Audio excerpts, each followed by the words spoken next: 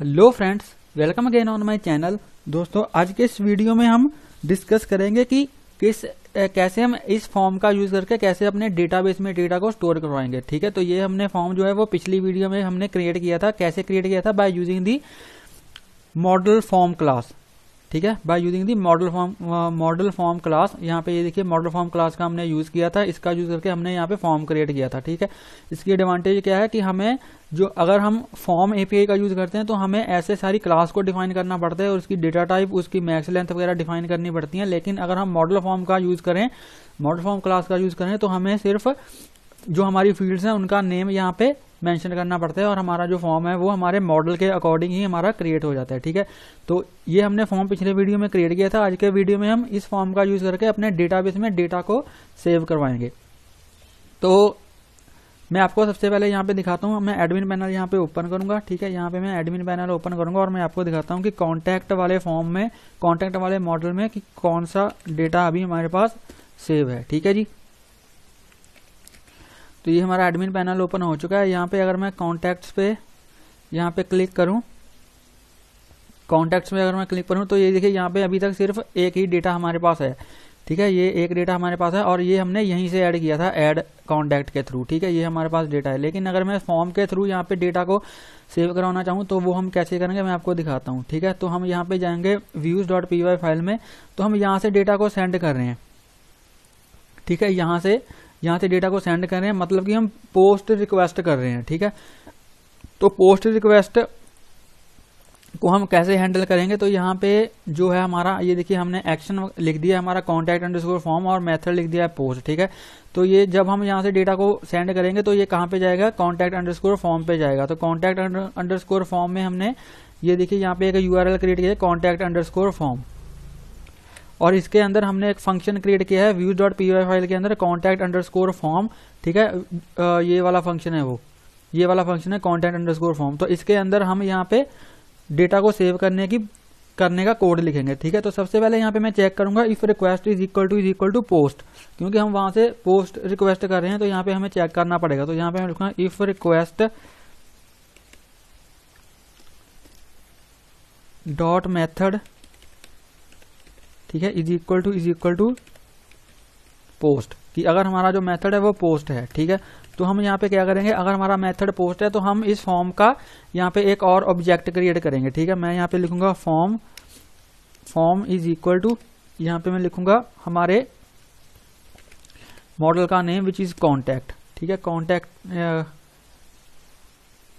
यहाँ पे हम मॉडल का नेम नहीं लिखेंगे, अपने फॉर्म का नेम लिखेंगे जो हमने वहां पे क्रिएट किया था। ठीक है, वो है कॉन्टैक्ट अंडरस्कोर फॉर्म, ये वाला फॉर्म, इसका नेम क्या है, कॉन्टैक्ट अंडरस्कोर फॉर्म। तो ये वाला नेम हम वहां पे लिखेंगे। ठीक है, तो यहाँ पे मैं लिखूंगा form is equal to contact underscore form और इसके अंदर मैं लिखूंगा रिक्वेस्ट डॉट पोस्ट, कि वहां से जो है वो पोस्ट रिक्वेस्ट आ रही है और उसका हमने यहाँ पे एक ऑब्जेक्ट क्रिएट कर लिया। मतलब कि जो भी वहां से डेटा आएगा इस फॉर्म के थ्रू, क्योंकि वो पोस्ट रिक्वेस्ट हम वहां से कर रहे हैं, डेटा को सेंड कर रहे हैं, तो जो भी डेटा आएगा वो सारा फॉर्म में यहाँ पे आ जाएगा। ठीक है, तो अगर मैं यहाँ पे फिर मैं यहाँ पे एक जेंगो के अंदर एक बिल्ट इन फंक्शन होता है इज वैलिड। ठीक है, हमें खुद से वैलिडेशन नहीं करनी पड़ती फॉर्म्स के डेटा की। जो जेंगो है वो इज वैलिड मेथड के थ्रू ऑटोमेटिकली ही ये चेक कर लेता है कि जो डेटा है वो वैलिड है या नहीं। तो यहाँ पे मैं लिखूंगा इफ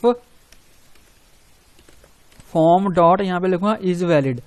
ठीक है, ये फ्रॉम लिखोगे, सॉरी, यहाँ पे लिखूंगा form dot is underscore valid, ये हम फंक्शन यहाँ पे कॉल करेंगे। तो अगर हमारा जो डेटा है वो वैलिड है तो यहाँ पे क्या होगा कि हमारा जो डेटा है वो सिंपल सेव हो जाएगा। तो यहाँ पे मैं लिखूंगा फॉर्म डॉट सेव। ठीक है, फॉर्म डॉट सेव, हमें सिर्फ इतना लिखना है, फॉर्म डॉट सेव।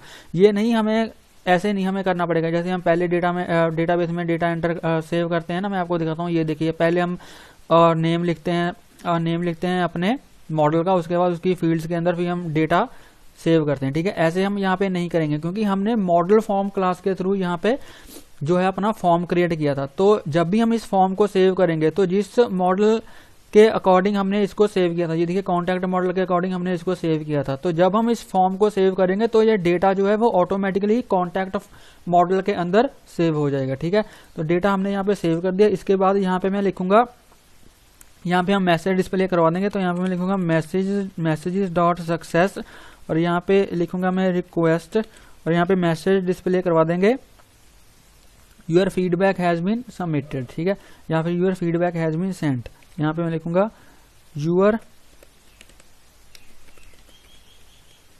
या फिर ऐसे कर देते हैं thank you for your feedback, ठीक है, ऐसे लिख देते हैं thank you for your feedback, ठीक है जी, thank you for your feedback. उसके बाद हम यहाँ पे क्या करेंगे, यूजर को रेंडर करवा देंगे होम पेज पे। तो यहाँ पे मैं लिखूंगा रिटर्न रीडायरेक्ट, ठीक है, रिटर्न रीडायरेक्ट। कहाँ पे रीडायरेक्ट करवा देंगे, अपने होम पेज पे, ठीक है जी। तो देखते हैं कि हमारा जो डेटा है वो सेव होता है या नहीं होता, या फिर हमें कोई एरर आती है। तो इसको मैं यहाँ पे करूंगा सेव, इसको यहाँ से मैं सेव करूंगा और उसके बाद हमारा जो सर्वर है वो यहाँ से रीलोड होगा। तो सर्वर हमारा यहाँ पे रीलोड हो चुका है। अब मैं यहाँ पे जाऊंगा, ठीक है, इसको यहाँ से रिफ्रेश करूंगा, पेज को यहाँ से रिफ्रेश करूंगा और डेटा को यहाँ से सेंड करके देखते हैं कि यहाँ पे हमारा जो डेटा है हमारे फॉर्म के अंदर, हमारे मॉडल के अंदर वो सेव होता है या नहीं होता, ठीक है। तो यहाँ पे मैं डेटा सेंड करूंगा।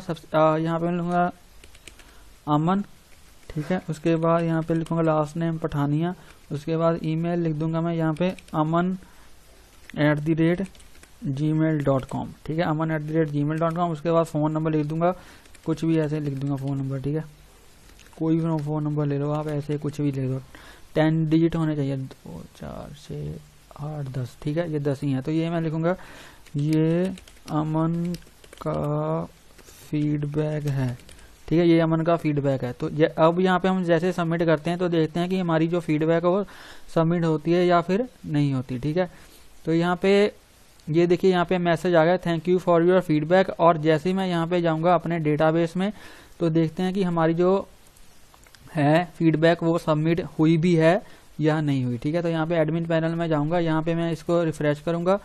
रिफ्रेश मैंने जैसे ही किया तो यहाँ पे ये देखिए, यहाँ पे हमारा जो डेटा है वो यहाँ पे सेव हो चुका है। तो जैसे मैं इसको ओपन करूंगा तो ये देखिए सारा हमारा डेटा यहाँ पे आ चुका है। यहाँ पे अमन पठानिया, उसकी ईमेल आईडी आ चुकी है, फ़ोन नंबर आ चुका है और यहाँ पे वो मैसेज आ चुका है, ठीक है।